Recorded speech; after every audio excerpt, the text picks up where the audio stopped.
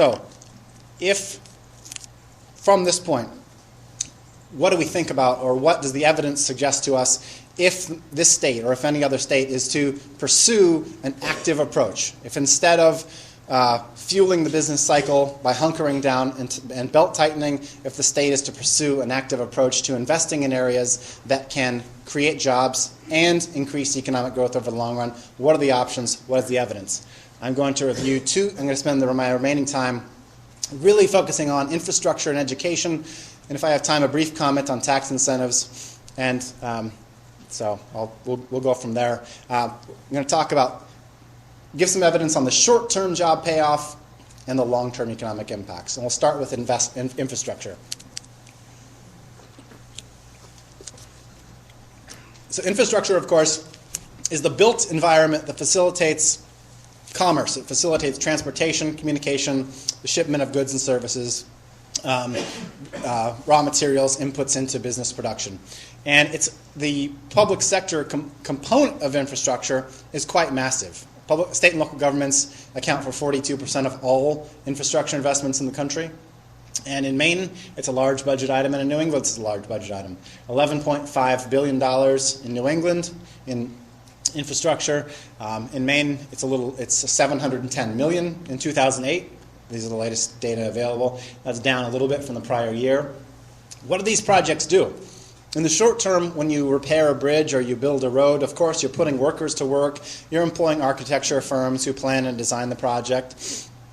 And also, these projects have long-term implications as well. The long-term implications are that they reduce the costs to businesses. They make it easier and more reliable, more efficient to get goods to them and out to market. They reduce the transportation costs for workers, and they also create new opportunities, thinking about urban renewal projects, thinking about reviving areas, brownfields and areas that have suffered environmental degradation are no longer usable. Bringing areas back to life, if you will, creates opportunities for businesses and for households. And so the evidence in terms of short-term payoff, what can infrastructure do in terms of putting people to work?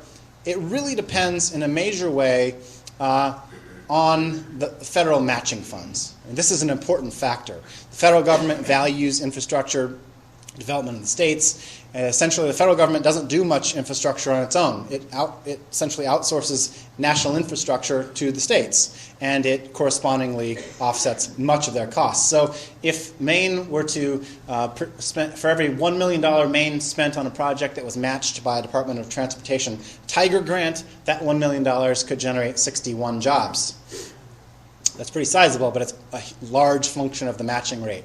So if instead of getting the 80% match at the Tiger grant, if Maine pursued a project that received the average matching from the federal government, $1 million spent by Maine on the typical infrastructure project could generate 18.5 jobs. All right? So there's the possibility there, but is there the need? And I think that you all drive on your roads, you all cross your bridges. I think you have a clearer sense of the reality of this, but the Department of Transportation suggests that a third of your bridges in your state are structurally deficient or obsolete. All right? The American Society of Civil Engineers says that nearly a third of your major roads are in poor shape, poor or mediocre, and the EPA suggests that there's a 20-year investment in need in drinking water facilities of nearly $1 billion. So there is a need, there is the possibility of short-term job payoff, and there is an available workforce. And this, again, is just the construction workforce in Maine, but the construction workforce in Maine construction employment in your state is still 6,000 below the pre-recession peak. All right. So the conditions all line up for there being a potential big jobs payoff. What about the long-term effects? This is an area where there's a vast economic literature with people using very sophisticated techniques, lots of data, lots of equations. I'm not going to give you any of that. I'm going to suggest that despite there being, over time, over the last several decades, some disputes in the literature about how to do things properly, in the last few years, there's emerged something of a consensus among researchers on these questions that there is a long-term economic benefit payoff of states investing in infrastructure.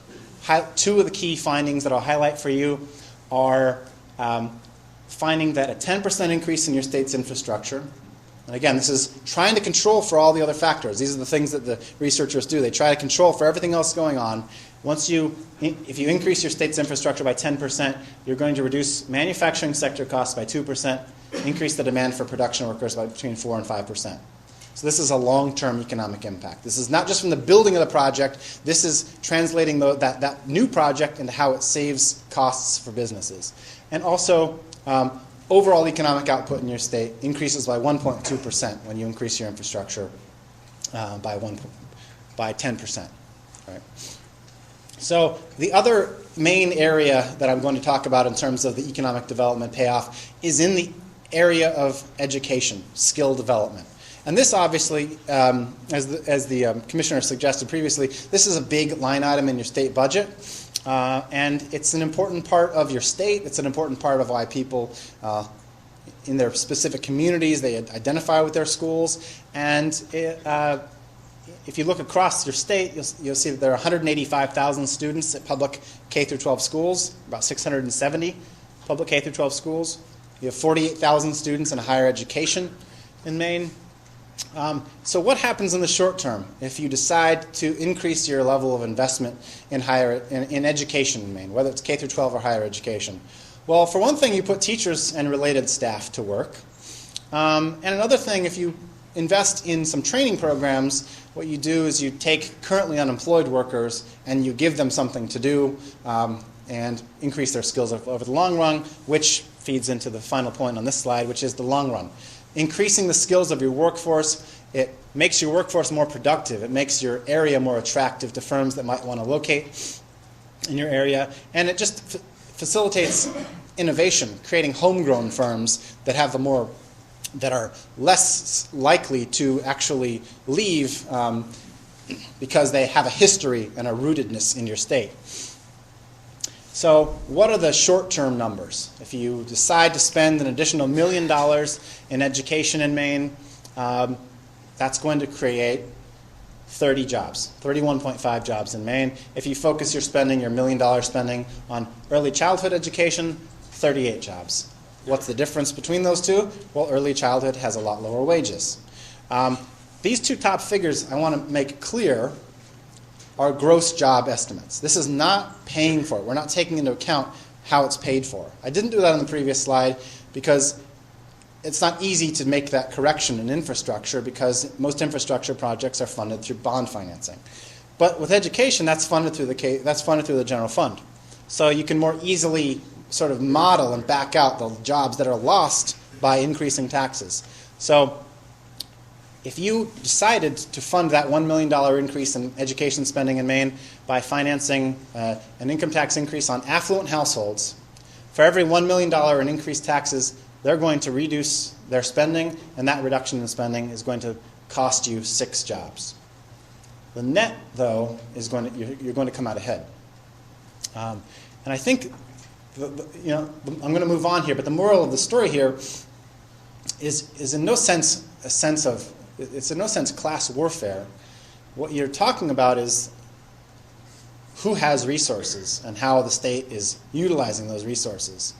In a downturn, as I showed and as the evidence shows, some people hang on to their money. And when you hang on to your money in an environment where you're trying to get the economy going again, you're feeding the cycle.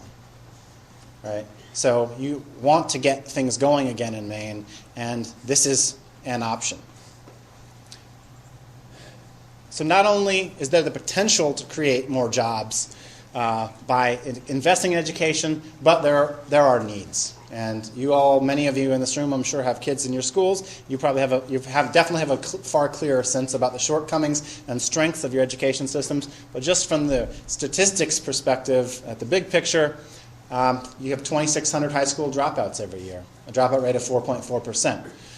That's higher than the national average. You have 79% freshman completion rate in your high schools. And a fifth of your 8th graders score below basic levels on math and reading. And your appropriation levels for K through 12 are at the national average, and your appropriation levels per student for higher ed are at the national average, but you have among the highest higher education tuitions in the country, almost twice as high as the national average. So there are needs. There are ways that you could spend this money that are essentially identified needs, and there is an available workforce. This is elementary and secondary school employment in Maine, and it's declined by about 1,000 over the last few years. So finally, what is the evidence on the economic impacts of investing in education over the long run? So in the short term, you can put teachers and related staff to work, and there are some needs identified. What's it going to do to the economy over the long